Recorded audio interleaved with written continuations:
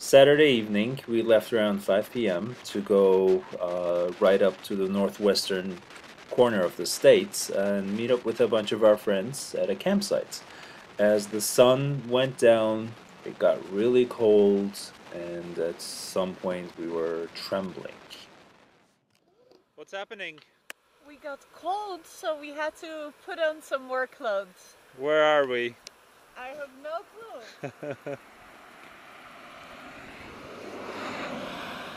How's the bike? Super nice. It works? It works very well. Okay, that's good.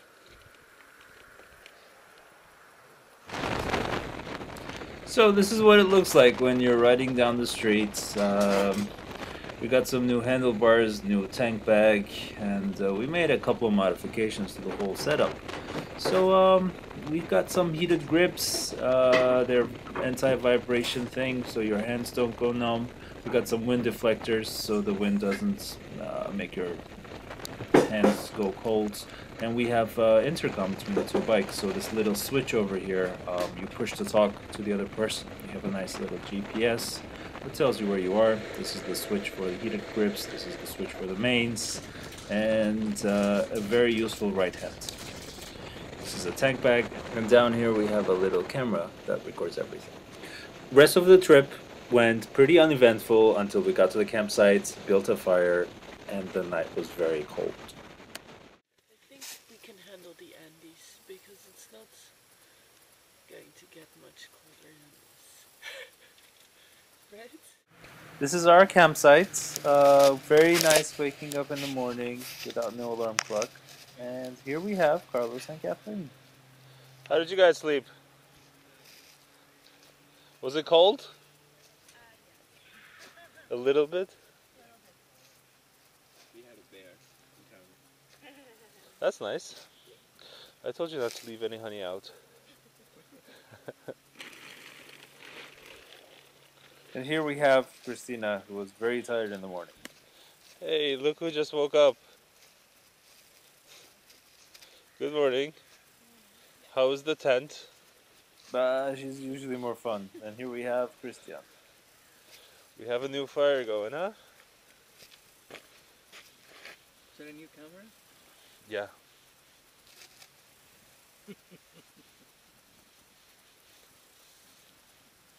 Did you just light it up? Not just for a couple of, let's see, 10 minutes, 15? Okay. No, I was just wondering if there was any like warmth left from last night. No. Probably not, yeah. Jesus Christ, it was so cold. Were you cold? Well, I wasn't cold in the tent once we got into the sleeping bags, but being out, we were freezing, of course. Before we went into the tent, we were freezing. And this is our tent from the outside. Alright, well, it doesn't have any windows. That's the downside of a tent. That if you want to look out, you need to unzip like 5 layers. So maybe tent makers, hear me out, alright? Oh, the spider. Yeah, everybody keeps talking about these big spiders in the bathroom, but You didn't see it? well, I wasn't wearing my glasses to the bathroom, so I'm all good. Good, very good. Were they like The big legged. No, they're not big, they're just big legs. hairy, thick No. legs, No, they're common. arachnophobia style? No? Yeah, Like my gloves? no. The little from the movie version. Yeah. Like the normal one. Okay. Not the big tarantula. Okay. Not human sized. No, but the small one. Okay. Very nice. Look. Still alive. It made it. I couldn't believe it.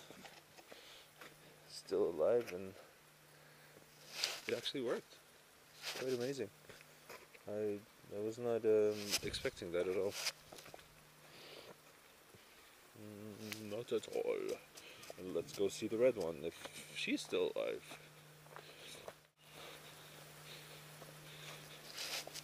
Yeah. This is it, man.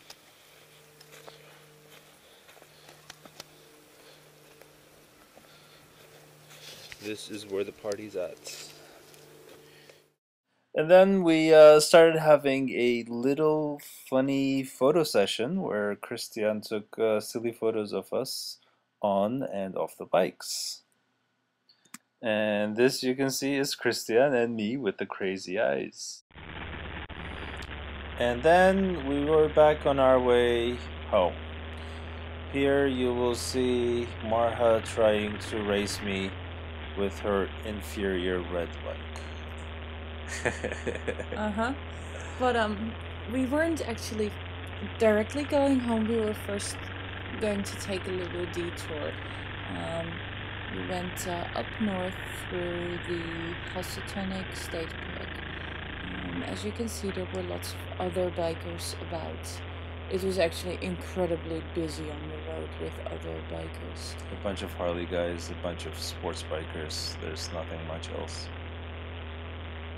Probably they were all out because it looked like it would be the last weekend of good riding weather.